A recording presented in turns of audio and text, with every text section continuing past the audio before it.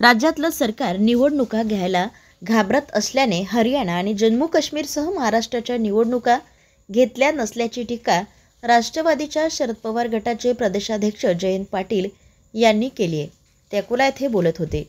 नवाब मलिकांवर गंभीर आरोप करणारे भाजपचे लोक आता त्यांना स्वीकारत असल्याचा टोलाही यावेळी जयंत पाटील यांनी लगावला आहे. या दरम्यान अजित पवार गटात असलेले राष्ट्रवादीचे आमदार डॉक्टर राजेंद्र शिंगणे सध्या संपर्कात नसल्याचं त्यांनी म्हटलंय. जालन्यात पक्षातील 2 नेत्यांमध्ये झालेल्या वादामध्ये मध्यस्थी करताना आपण रागात बोलल्याचं ते म्हणाले. तर सध्या इतर पक्षातला कोणता मोठा नेता संपर्कात नसल्याचं जयंत पाटलांनी स्पष्ट केलं आहे. राज्य सरकारचा अजून आत्मविश्वास नाहीये की निवडणूक झाली की आपण निवडून येऊ शकू, आणि म्हणून जाहीर केलेल्या वेगवेगळ्या योजनांची जाहिराती करणं, लोकांच्या पर्यंत त्या पोहोचवणं, यासाठी त्यांना वेळ पाहिजे असं दिसतंय.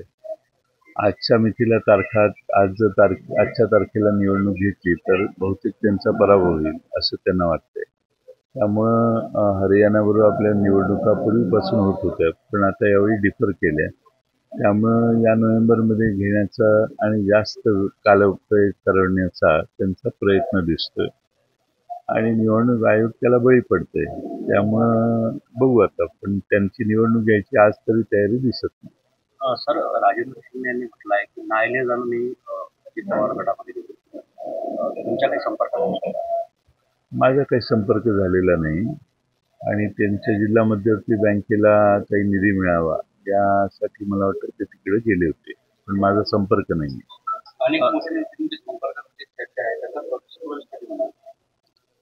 नाही, आता सध्या कोणी फारसं पक्षप्रवेशासाठी तसे रोजच चालू आहेत पक्षप्रवेश, पण तसं काही विशेष अलीकडे माझ्याशी कोणी काय बोललेलं नाही. तर एक शांत आणि संयमी नेता म्हणून तुमची ओळख आहे, मात्र काल जालन्यामध्ये गोंधळ प्रतिक्रिया पाहायला नाही, जालन्यामध्ये काय झालं की इच्छुक आमच्या त्यात मतदारसंघात 3 जण आहेत, आणि त्यातल्या एका व्यक्तीच्या समर्थकांनी भावी आमदार म्हणून बोर्ड लावला.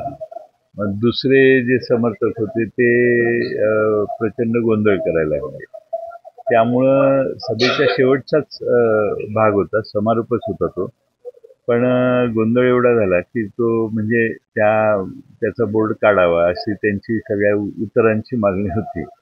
या दोन्ही याच्यात बरंच वाक्ययुद्ध झालं.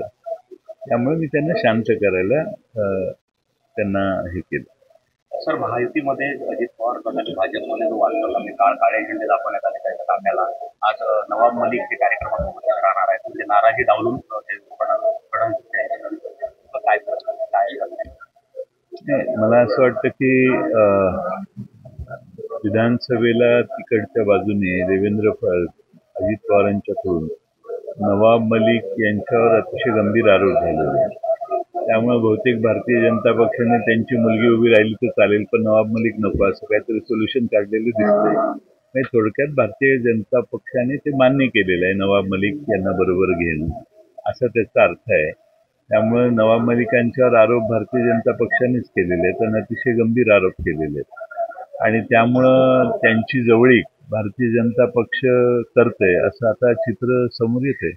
तर आज रक्षाबंधन आहे, दादांना विचारलं की तुम्ही काही नाराजी वाढणार, दादा म्हणले की मी मुंबईत असतो तर बांधेल, आणि काहींनी प्रतिक्रिया देताना असं म्हटलं की रामकृष्ण. त्या दोघांच्यातला संवाद आहे, मी त्याच्यावर बोलणं योग्य नाही. जिल्ह्यातील सत्यलढाच्या महत्त्वपूर्ण घडामोडी पाहण्यासाठी आपले Satyaladha YouTube news channel subscribe करा, बेल आयकॉनला क्लिक करा आणि रहा सदैव अपडेट. जाहिराती व बातम्यांकरिता संपादक सतीश देशमुख 9970321817.